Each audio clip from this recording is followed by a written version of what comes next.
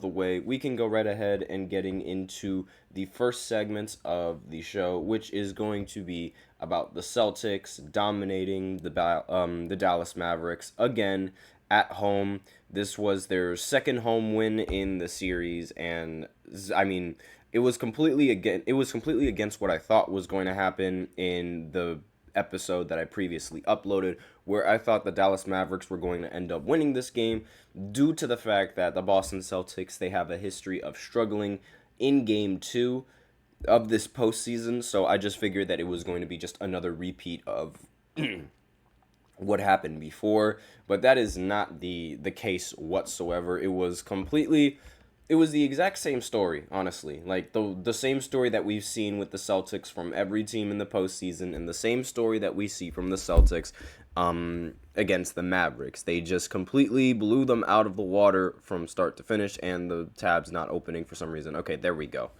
So the Celtics, they ended up winning 107 to 89, and part of this win, it wasn't pretty.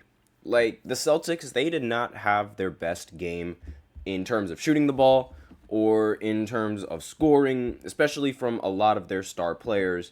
But still, despite that, they were able to come out with a blowout win, winning by almost 20 points, and really, like, just putting the Mavericks on thin ice going into this series.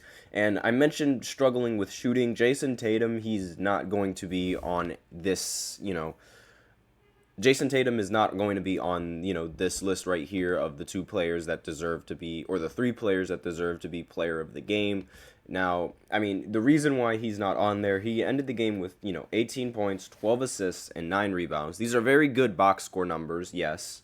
But when you look at his shooting, he shot 6 for 22 from the field and 1 for 7 from 3. That is some horrible shooting. And the fact that the Celtics were able to still win by double digits just shows how much better of a team they really are compared to the Dallas Mavericks. So Jaylen Brown, he ended this game with 20. He actually ended with 21 points. That's my bad. I don't know why the points and the rebounds are slightly off by one. He ended with 21 points, and he ended with seven rebounds. I don't know why are these stats completely wrong. I have no idea why they're wrong. I fixed them before. I apologize for that, but he ended the game with 21 points, 7 assists, and 4 rebounds. So, again, like, just a very dominant performance coming in from Jaylen Brown. Again, those numbers, they're just wrong. I have no idea what happened. I have no idea why those are the numbers being put on there, but we'll scratch that. These numbers are right, however. I don't understand. I don't know what happened.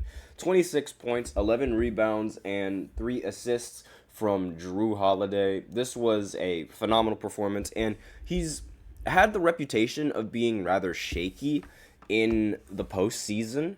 But so far, I mean, that hasn't really happened in this postseason. He's been very, very consistent.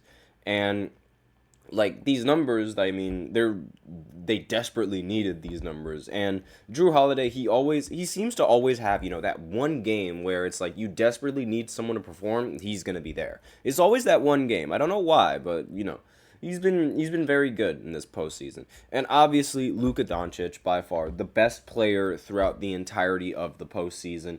32 points, 11 rebounds, and 11 assists. He's the first player in NBA history to ever lead the playoffs in points, rebounds, assists, steals, field goals made, three-point makes, and free throw makes. And again, the first player to ever do that in the history of basketball. Not even LeBron was able to lead the entire playoffs in every single statistical category like that. Most likely because, the free throw makes. He wasn't really known as a good free throw shooter. And speaking of free throw shooting, that was arguably the biggest reason as to why the Dallas Mavericks ended up losing by this many points. Like, I mean, they didn't almost lose by 20, by the way. My math is just completely off. But they missed 7 free throws in this game, and they were down by 7 points. So if they would have made a couple more free throws, they would have won the game. But, This is why we played. Actually, wait, no. They missed 8 free throws. So if they would have made all of their free throws, they would have ended up coming out in this game with a win. So that's part of the reason why the Mavs ended up losing this, because there's really no reason why the Mavs should have lost with how badly the Celtics were shooting. Derek White, 6 for 15 from the field, 4 of 10 from 3. Jaylen Brown, he was a little bit consistent, but he wasn't all that. 8 for 15. That's pretty consistent. But it's the 3-point percentage, 1 for 5 from 3. That's just really bad. And obviously Jason Tatum, he knows he shot bad. Everyone knows he shot bad. All of Twitter knows he shot bad. And Sam Hauser, 0 for 5 from the field. And the only shot that Picard even made in the entire game was a half-court bomb. So this was a really, really bad shooting night from the Celtics. But the Mavericks, they shot even worse from the 3, they didn't shoot worse from the field, but they shot even worse from 3. 6 for 26 from the 3-point line. Only 2 other players on the Dallas Mavericks hit a 3 that game. They were Dante Exum and PJ Washington. Kyrie didn't hit a 3 again in this game, and he ended the game with more points.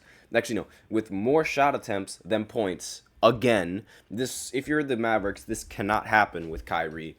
You absolutely need Kyrie scoring, and they're just not getting that from him. So, free throw shooting, Kyrie Irving, and teammates just not doing enough. Those are the biggest reasons as to why the Mavericks ended up losing this game, because I don't really know how you can look at what Luka's doing. 32, 11, and 11, and think, oh, he's the reason why he lost.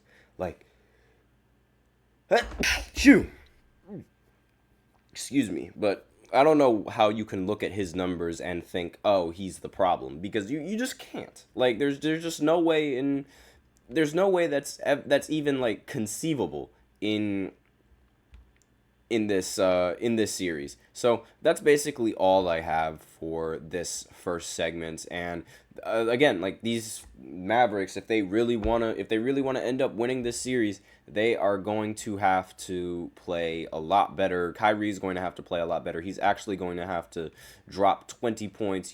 Have one of those vintage Kyrie games, because he still hasn't had that yet against the Boston Celtics. So now we will go ahead and go into the next segment, where I talk about Team USA with women's basketball, and how who Miss Caitlin Clark is not on the roster. So I will be right back after this short break. Be sure to stay tuned.